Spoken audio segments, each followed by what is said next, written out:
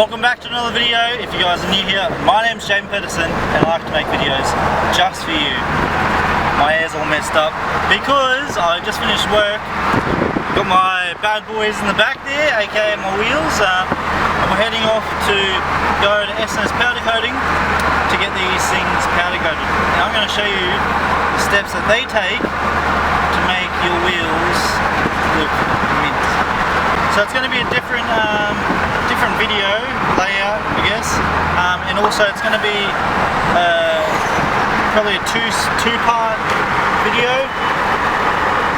Yeah, mad fella, you dog, mad fella. We made it down to SNS. There's the wheels.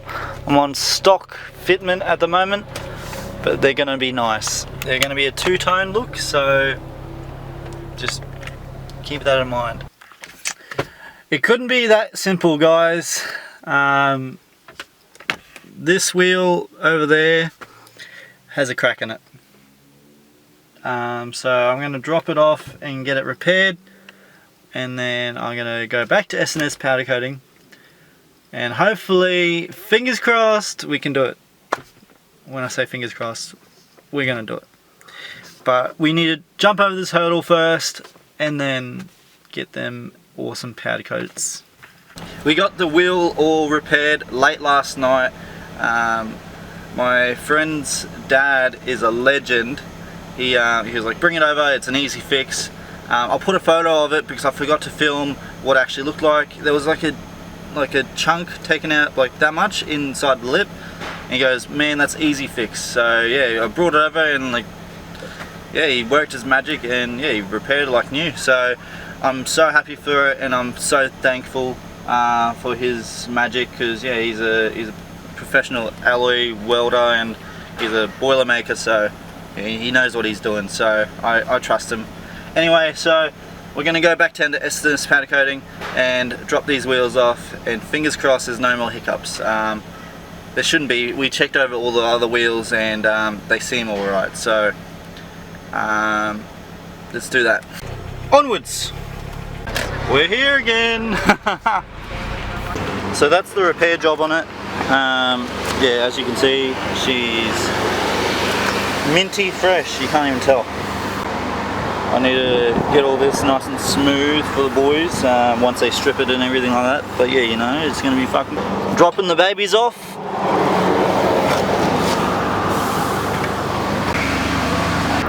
They're going to strip it for me, and then I'll take it back and then fill in all the gutter ash that's on it, and then take it back down to them, and then they're going to blast it with the two different colours. That's right, guys, two different colours.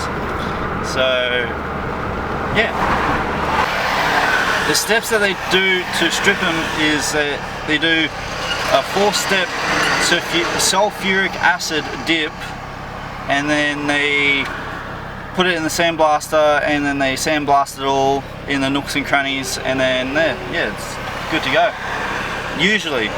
But then when they have to fill it, it takes a little bit longer. So that's why I'm going to do all the filling, because I don't expect someone else to do work like, yeah. Even though they're professionals, I don't expect them to like put in their time and effort to make the wheels smooth and get all the gutter ash out. I'll do all that. Like, I don't mind a little bit of sanding, and like I'm one of them people that I like to be really detailed, and yeah, so it is what it is. So I'll cut back when I get the wheels back after they get dipped, and then we'll go from there. So it's been a few days since I dropped my wheels off at SNS. Benny from SNS contacted me this afternoon saying my wheels are finished, finished stripping anyway. So they're all finally stripped and everything like that, so now I need to fill up all these gouges. It's going to be fun. But how cool does it look raw? So I had to buy a new bloody orbital sander because my other one shat the bed.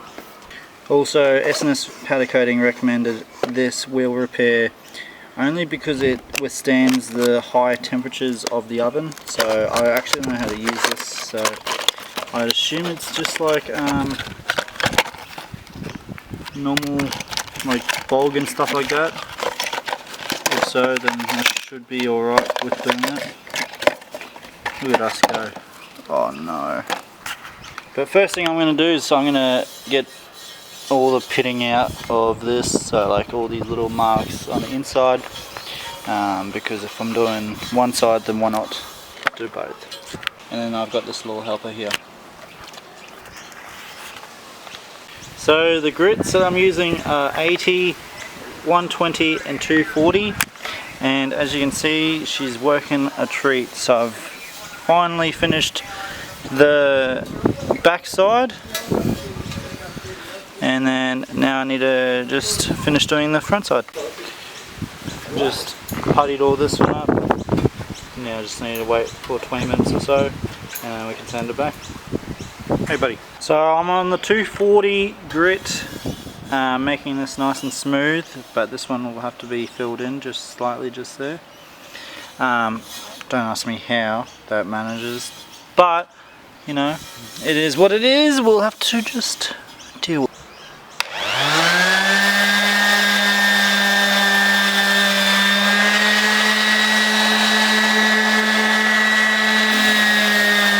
Alright, now we have to do the face of her, which is going to be pretty easy considering they're not deep, which is good. This is the size of the portion that I'm using, so it's 10 to 1. That wheel there is the worst of them all. Look how many times I had to patch it up. Now I'm sanding back the first wheel I did. She's nice and I like the feel of this stuff. It's really hard, and it's got like, if you can tell, it's got like all this metallic stuff through it. I don't know if it's like metal shavings, I don't know. Someone will know. Yeah, so let's see how this reacts. Depending on how much you cake it on, depends on what grit you should use. So for an instance, on something like that over there, on that wheel there, I'd probably start out like on an 80 grit, then work myself up to the 240 grit. But since this one's not too bad, I'd probably start off on the 120 grit and then yeah, step it up.